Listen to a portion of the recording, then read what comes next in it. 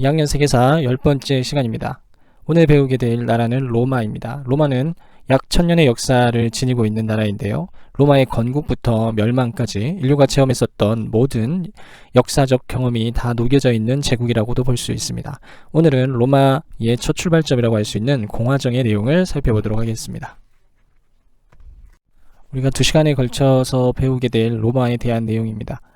오늘 로마 공화정의 등장부터 쇠퇴의 과정까지 살펴보게 될 거고요. 다음 시간에는 새로운 정치 형태인 로마 제국, 제국의 특징에 대해서는 우리가 앞에서 여러 제국을 통해서 살펴봤을 텐데요. 로마에서도 공통점과 그리고 로마만의 특이점들이 나타나기 시작을 합니다. 그리고 마지막으로 로마 문화와 함께 성장했던 그리스도교, 세계 종교로 발전을 하죠. 세계 종교로 발전하는 과정에서 로마가 어떤 역할을 했는지도 살펴볼 예정입니다.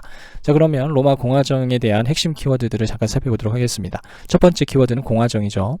공화정이 어떤 건지를 좀 살펴볼 거고요. 포에니 전쟁이라는 로마에서 굉장히 중요한 사건이 하나 벌어지게 됩니다. 로마가 최전성기를 맞이하게 되는 터닝 포인트이기도 했고, 로마 공화정이 쇠퇴의 길로 가게 되는 결정적인 계기가 됐던 사건이기도 합니다. 로마의 쇠퇴를 해결하기 위해서 다양한 개혁들이 진행이 되는데요. 그라쿠스 형제의 개혁이 대표적이죠.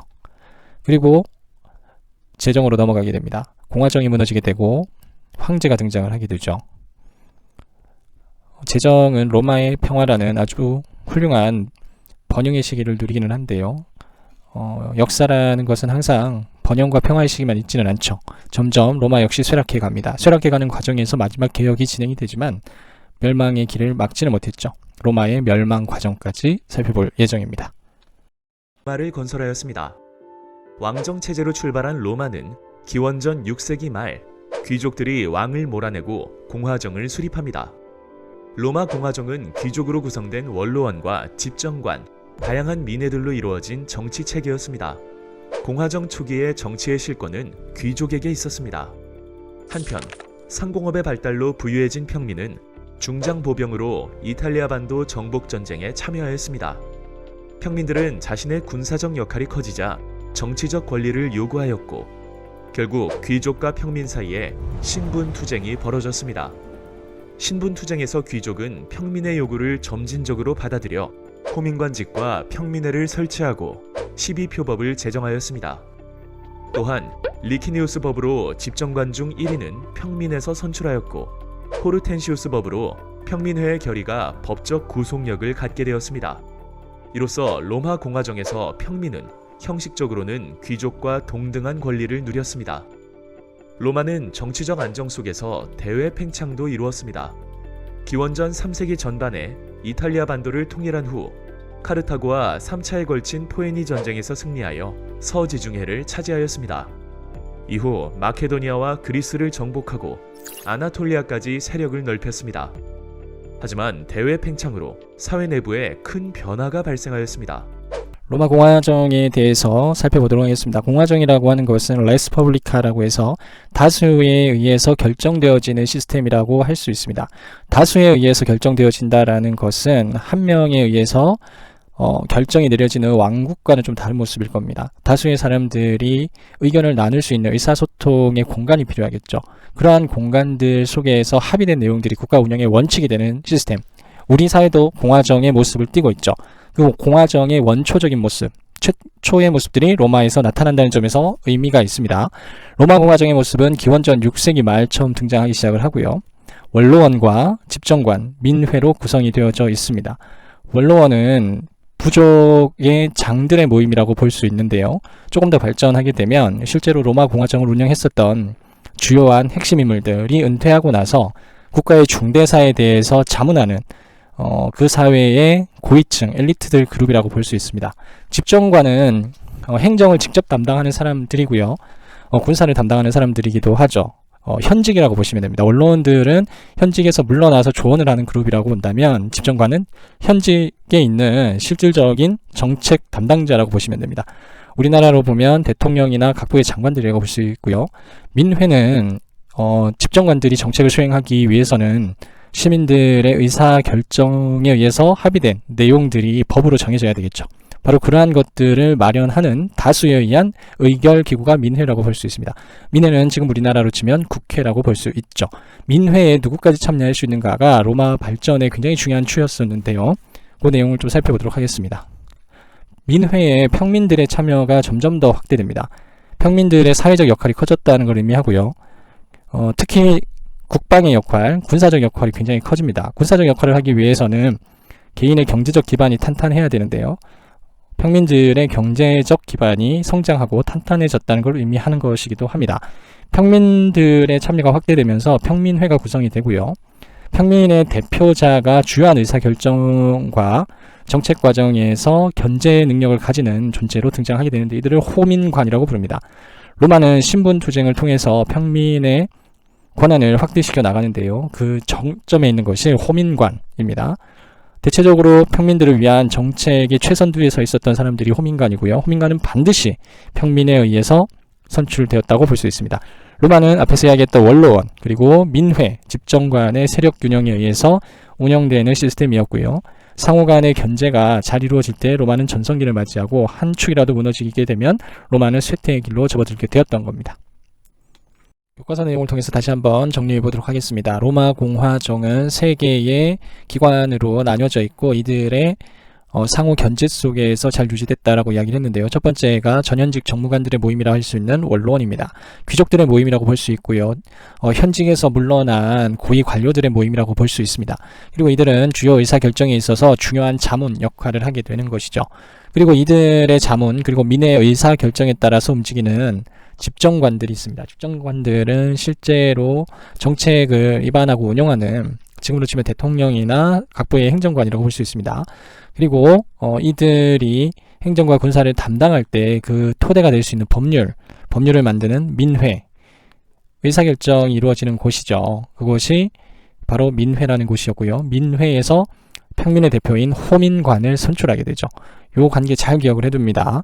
초반부에는 귀족들의 자문기구였던 원로원의 기능이 강화되는데요. 신분투쟁을 통해서 평민의 정치적 참여 그리고 참정권이 확대되면서 민회의 기능이 강화됩니다. 그리고 강화된 민회의 권위를 상징할 수 있는 것이 바로 호민관이라고 할 수 있습니다. 호민관이 선출되고 이들의 권한이 강화된다는 말은 평민의 권한이 강화되고 있다. 그리고 로마의 성장을 보여주고 있다. 이렇게 보시면 되겠습니다. 작은 도시에 불과했던 로마는 이탈리아 반도 전체를 통일하게 되면서 공화국의 규모는 더 커지게 되고요. 경제적 부와 번영을 이룩하게 되죠. 그리고 카르타고와의 전쟁이 세 차례 진행이 되는데요. 북부 아프리카 지역에 있는 그 무역 중심 국가라고 보시면 됩니다. 이 전쟁에서 로마가 승리하게 되면서 아프리카 북부 지역을 식민지로 확보하게 되고요. 그리고 아시아 지역까지 식민지로 확보하게 되면서 엄청난 규모의 경제적 이익을 얻게 됩니다. 로마는 최고의 전성기를 맞이하는 동시에 공화국은 위기에 직면하게 되는데요. 위기에 직면하게 됐던 이유는 한 사회가 경제적으로 성장하게 되면서 나타날 수 있는 부의 격차, 사회적 차별 이러한 것들이 주된 원인으로 작용하게 됩니다. 귀족들은 식민지를 기반으로 해서 노예를 육성하게 되고 그를 토대로 해서 대농장 경영을 하게 됩니다. 라티푼디움이라고 불려지는 건데요. 이를 토대로 해서 막대한 부를 독점하게 되고요. 이러한 부를 토대로 해서 정치를 장악하게 됩니다. 이와 반대로 평민들은 자신들이 열심히 전쟁에 참여했음에도 불구하고 거기에 대한 대가를 거의 받지 못하게 됐고요. 식민시로부터 들어오는 값싼 곡물들로 인해서 자신들이 생산했던 곡물들의 가격이 하락하게 되고 그것은 자영농민들의 경제적 몰락으로 이어지게 됩니다. 지금으로 치면 서민층들이 붕괴하게 되는 상황이라고 할 수 있는데요. 서민층들, 즉 자영농민을 토대로 해서 구축되어져 왔던 로마 시민군은 점차 약화됩니다. 시민군은 기본적으로 자신이 스스로 경제적인 기반을 구축한 상태에서 전쟁에 참여하게 되는데 경제적으로 자영농민이 몰락한다는 것은 시민군이 될 수 있는 모든 사람들의 경제력이 약화되고 그들의 군사적 역량이 약화되는 걸 의미하게 되는 것이고요. 이는 로마 전체의 위기로 나타나게 되었던 겁니다. 오랜 전쟁으로 방치된 농지를 독차지하고 노예 노동을 이용하여 대농장인 라티푼디움을 경영하였습니다. 한편 중소 자영농 계층은 토지를 잃고 빈민이 되었습니다. 이에 호민관에 선출된 그라쿠스 형제는 대토지 경영을 제한하는 농지법과 빈민에게 싼 값으로 밀을 제공하는 곡물법을 통해 개혁을 단행하였지만 귀족들의 반대로 뜻을 이루지 못하였습니다. 이후 로마는 귀족파와 평민파 사이에서 권력 투쟁이 벌어져 내전에 휩싸였고 이러한 로마의 위기를 해결하기 위해서 등장했던 인물이 그라쿠스 형제입니다. 티베리우스 그라쿠스와 가이우스 그라쿠스라는 인물인데요. 두 명을 중학교 단계에서는 굳이 구별할 필요까지는 없고요. 두 명이 추진했던 개혁의 내용들을 좀 살펴보시면 좋을 듯 합니다. 영상을 통해서도 한 번 더 살펴봤었는데요. 첫 번째로는 티베리우스 그라쿠스가 제안했던 농지법입니다. 토지 소유에 제한이 없었기 때문에 귀족들은 자신의 경제적 부를 토대로 해서 더 많은 토지를 축적해 나가고 공유지를 사유화하기 시작했었는데요. 그렇게 되면서 실제로 국가의 공유지에서 농사를 짓는 일반 서민들이 농사를 지을 수 없는 상황에 내몰리게 되는 겁니다. 그래서 이러한 자영농민들을 보호하기 위해서 그리고 사회적 부의 격차를 좀 더 줄이기 위해서 농지법을 진행을 하게 되는데요. 농지법이라고 하는 것은 일정 이상의 토지 소유를 제한하는 법령입니다.